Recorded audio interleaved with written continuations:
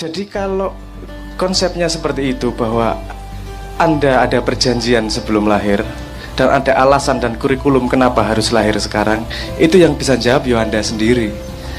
Kenal lo karo jabang bayimu, kenal lo sama sejatinya dirimu untuk menemukan kenapa kau dilahirkan.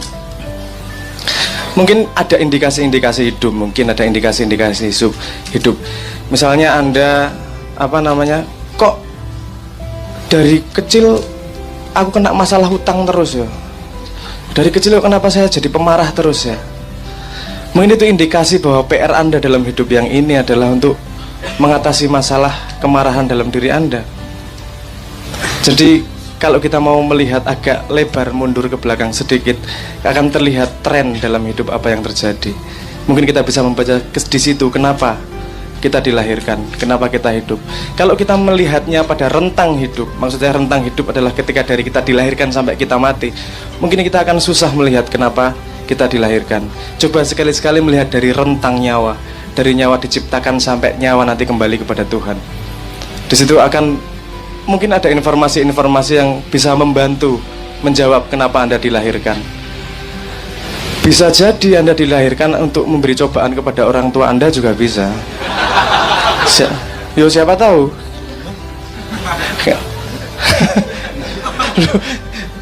Bukan berarti bahwa itu adalah hal yang buruk. Hal yang buruk sama hal yang baik lagi-lagi dari sudut pandangnya, lagi-lagi dari resolusi kameranya. Saya kemarin sudah ngomong tentang resolusi kebenaran ya, konstruksi kebenaran, di mana kebenaran bisa berbentuk bermacam-macam dan bisa blur atau tidak tergantung resolusi Anda melihatnya. Kalau Anda mau melihat pasir dengan ketika Anda baru bisa melihat perbedaan antara kerakal, Anda tidak akan bisa membedakan apa itu pasir. Anda butuh resolusi yang lebih tinggi. Resolusi yang lebih tinggi bagaimana? Dengan mengenali diri Anda sendiri dan bisa melihat apa yang halus di baliknya ternyata PR Anda dalam hidup Anda. Itu sepertinya jawaban, itu pertanyaan bersama dengan jawaban unik masing-masing yang harus dijawab. Ya, di situ ketika Anda menemukan dirimu, maka di situ Anda menemukan Tuhan. Nggak bisa ketika Anda menemukan diri teman Anda menemukan Tuhannya teman Anda nanti. Nah, mungkin jawaban saya yang tidak memuaskan ini adalah bagian dari tugas Anda. Kenapa Anda dilahirkan agar mumat. Matur nuwun. Sebentar Mas Abrang, ini satu lagi sepertinya perlu sampean yang jawab juga. Soal rasio, kayaknya di sebelah sana Mu'tazilah itu. Jadi satu sisi Tuhan mengatakan laisa kamislihi syai'un, ia tidak seperti apa yang digambarkan. Satu sisi ia nurun ala nurin gitu, dia cahaya di atas cahaya. Sejauh ini apa sih pencapaian manusia soal yang berangkat dari rasio tentang ketuhanan tersebut? Mungkin pertanyaannya seperti itu. Kok diuncal kayak gini soal film loh, yuk menjawab ngene-ngene. Ya oke,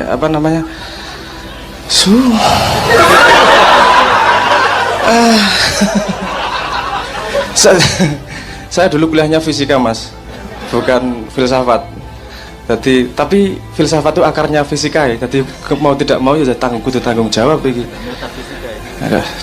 Oke, rasio adalah menurut saya rasio itu adalah sebuah prosesor. Dia dibutuhkan data untuk memprosesnya. Nah ini data ini kan variabel. Ada data yang bisa dilihat, ada didengar, dan ada yang dipercayai. Dimana kalau iman sama Tuhan iman kepada Tuhan yang disebut ateis dan non ateis, ateis dan teis, ini perbedaannya adalah akar komponen yang digunakan pada rasio. Sama-sama pakai rasio, benar. Yang satu memakai rasionya gini. Kalau menurut saya yang tidak percaya sama Tuhan, dia tidak bisa menemukan rasio adanya Tuhan dari bahan-bahan yang dia percayai sebagai benar. Tidak bisa dilihat, tidak bisa didengar, informasi-informasi agama tidak dia bisa masukkan sebagai komponen, sehingga dia tidak bisa mempercayai Tuhan. Tapi tetap nomor satu adalah kepercayaan dia terhadap rasionya. Kalau yang percaya pada Tuhan mungkin approach-nya agak lain. Ini saya tidak bisa menemukan tidak bisa menemukan rasio di mana kok Tuhan dibuktikan dengan ini tidak bisa, buktikan ini dengan tidak bisa, buktikan dengan ini tidak bisa, maka di situ ada jengkal yang namanya iman. Ada dua cara untuk mengkonfirmasi kebenaran, memastikan bahwa itu benar, dan yang lain memastikan bahwa yang lain itu salah. Jadi tidak ada konklusi lain selain bahwa yang itu benar. Jadi nek Islam ki ono sing kalimatnya nek rasalah kayak la ilaha illallah ya. Tiada Tuhan selain Allah. Jadi ada kalimat tiada Tuhan dulu. Sudah dia pastikan bahwa ini Tuhan bukan, ini Tuhan bukan, ini Tuhan bukan. Ternyata bukan semua. Terus dia ada koneksi-koneksi di situ yang tidak mungkin dijelaskan. Iki nek fisika, aku tak ngomong soal fisika saiki. Bukti Tuhan itu empiris, Mas. Nah, aku kudu jelaskan dengan eksperimen fisika iki ya. Ya ora apa-apa lah. Darah urusan. Gini, kalau di fisika ada yang namanya slit eksperimen. Bayangkan di belakang ada layar. Di sini ada sumber cahaya. Di antara layar dan sumber cahaya ada satu lagi layar yang dibelah, ada lubang di tengahnya. Ketika cahaya dihidupkan, di layar yang belakang gambarnya gimana? Gimana? Terang, gelap gitu ya. Pendar gitu ya. Oke. Sekarang dibuat percobaan lagi. Lubangnya ada dua, double slit eksperimen namanya. Double slit, slitnya ada dua. Slit ya, itu slit. Lubang, ya memang bentuknya kayak silit sih, tapi slit maksudnya. Jadi ada dua lubang cahaya di situ yang ditembakkan cahayanya. Cret. Di belakangnya gimana gambarnya? Terang, gelap, tapi dua garis gitu. Tidak, yang terjadi tidak seperti itu. Yang terjadi adalah gelap, terang, gelap, terang, gelap, terang, gelap, terang. Ini signifikansinya apa? Kalau yang satu terang dan sampingnya sama-sama gelap, itu sifatnya kan seperti partikel. Koyo pasir, dilempar situ, yang paling tengah terang, yang samping gelap. Kalau yang tiba-tiba garis hitam putih itu tadi, itu sifatnya seperti gelombang. Kalau gelombangnya seperti neng banyu kayak loh, ada gelombang, ada dua lubang, nanti saling bertabrakan. Kalau yang saling menguatkan dia jadi terang, yang saling menghancurkan dia jadi gelap. Gelap terang, gelap terang. Ini sama-sama cahaya tapi punya dua sifat. Yang satu sifatnya partikel, yang satu sifatnya gelombang. Terus dibuatlah eksperimen. Ini kalau dia partikel kan ada partikel terkecilnya di cahaya yang disebut sebagai foton namanya. Kemudian dikasih detektor di salah satu slitnya. Aku kok eling slit terus salah. Di salah satu slitnya agar dia tahu ini fotonnya lewat kanan atau lewat kiri. Ditembakkan satu demi satu fotonya. Das. Apa yang terjadi? Yang terjadi dalam dua garis itu adalah seperti terjadi dalam satu garis. Terang, semakin gelap. Ditembakkan satu demi satu. Kalau nggak ada detektornya ini tadi, tetap dia bersifat gelombang. Ini signifikansinya apa? Perbedaan antara eksperimen A dan eksperimen B yang ada detektor A dan tidaknya, itu bedanya hanyalah kita tahu informasi cahayanya lewat mana. Jadi potensi yang namanya gelombang, dia memanifestasi menjadi benda ketika kita tahu informasi. Bedanya cuma itu, informasi. Berarti ada orang yang mengamati, menyerap informasi. Perubahan dari potensi menjadi informasi, benda jadi benda itu perbedaannya hanya ada yang mengawasi, ada kesadaran yang melihat, memproses informasi itu. Gampangnya gitu ya. Terus pertanyaan berikutnya, loh iki jagat raya ono kabeh. Ini bukan gelombang ini partikel-partikel yang sudah memanifestasi ini. Ini jadi proton, jadi neutron, jadi bintang, jadi apa, ini udah jadi semua ini. Terus yang mengamati siapa? Pertanyaannya seperti itu. Terus yang mengamati jagat raya ki njuk sapa?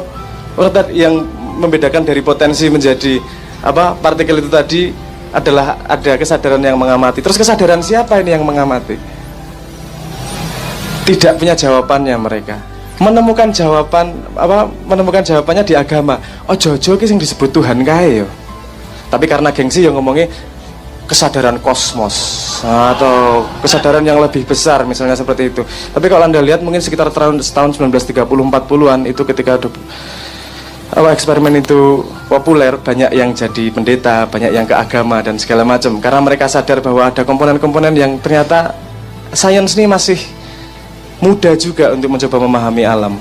Ada mungkin agama yang sudah punya jawabannya walaupun belum kita tahu sebabnya.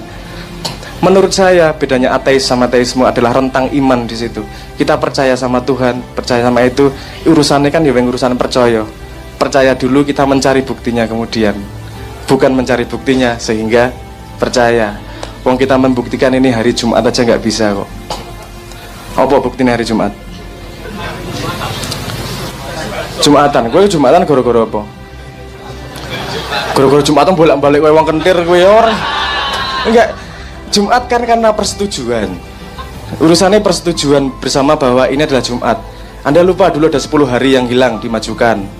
Jumat sebenarnya nggak jadi Jumat, udah dimasukin Juli sama Agustus. Apa benar-benar Jumat? Ini kan urusan persetujuan. Kita membuktikan ini hari Jumat sebenarnya Jumat menurut Allah Subhanahu Wa Taala aja nggak bisa. Jangan, itu iman juga sebenarnya. Iman yang tidak diamini mungkin. Tapi itu persetujuan bersama. Nah menurut saya rasio itu sangat perlu, karena saya langsung nyambung ke tema ini karena kesempatan terbuka. Rasio itu sangat perlu karena begini, kalau setahu saya membaca Quran, membaca alam, mencari kebenaran itu kan butuh, katanya membaca Quran harus suci. Suci kuwi piye? Wudu, ngono ya. Itu suci wadak, kan harus suci pikir juga. Jangan lupa, nggak hanya suci wadak, perlu juga suci pikir. Sekarang kita tarik dari informasi yang ada tentang suci wadak. Suci wadak itu bicara nih, wudu dengan kategori airnya ada nggak? Ada air mutlak, ada air musamas, mustakmal, mutanajis, gitu ya. Air mutlak adalah air yang bersih, benar-benar bersih. Kalau air musamas adalah air yang udah kena panas, sudah kena matahari gitu ya, masih bisa buat wudu, masih bisa. Oke, kalau air mustakmal, air yang sudah dipakai, bisa dipakai wudu atau enggak? Enggak bisa ya. Kalau air mutanajis, air yang sudah mengandung najis. Oke, kalau dalam pikiran, bersuci pikiran, kan kita butuh rasio untuk menentukan mana wudunya pikiran dengan air yang mana. Kalau dalam pikiran yang disebut sebagai air mutlak itu yang seperti apa? Ini nyambung kepada dulu Cak Nun pernah ngomong bahwa ilmu paling murni itu ya disiplin matematika. Karena menurut saya air mutlak adalah matematika di situ. Disiplin rasio, bahasa alam semesta, bahasa rasio, bahasa kemurnian. Karena kenapa dia murni? Karena kita tidak terlibat di dalamnya. 4 tambah 4, Anda pendukung Jokowi atau pembenci Jokowi sama dengan 8, nggak ada bedanya. Kita tidak terlibat sama sekali di situ. Matematika adalah matematika, dia berdiri sendiri. Bagaimana kita mengikuti fakta tanpa kita ikut terlibat di dalamnya. Yang paling suci di situ. Yang kedua adalah air musamas, air yang sudah berhubungan dengan dengan alam ya, matahari dan seterusnya. Itu kalau di ilmu saya nyebutnya ilmu fisika. Ilmu fisika karena fisika itu belajar tentang alam. Pendapat dia tentang kejadian di alam tidak penting. Kalau kelapa jatuh ya kelapa jatuh, kecepatan segitu. Bahwa presisinya tidak kita bisa jangkau dengan 100%, itu memang karena kita tidak mampu untuk mencapai situ. Ada kemampuan kita, ada limitasi di situ. Jadi dia masih bisa untuk mencari kebenaran, untuk bisa mencari Tuhan, walaupun ada degradasi sedikit di situ, seperti air musamas. Terus yang ketiga, ya aku rada ngeri ngomongnya. Yang ketiga adalah air muktamal ya. Mustakmal. Air mustakmal, air yang sudah dipakai wudu.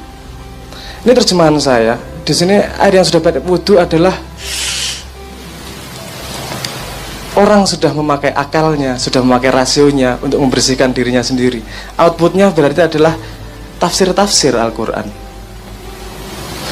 Jadi tafsir-tafsir yang yang ada di khasanah kita ini itu tidak bisa buat berwudu mencari kebenaran, karena itu sudah dipakai wudu penulisnya.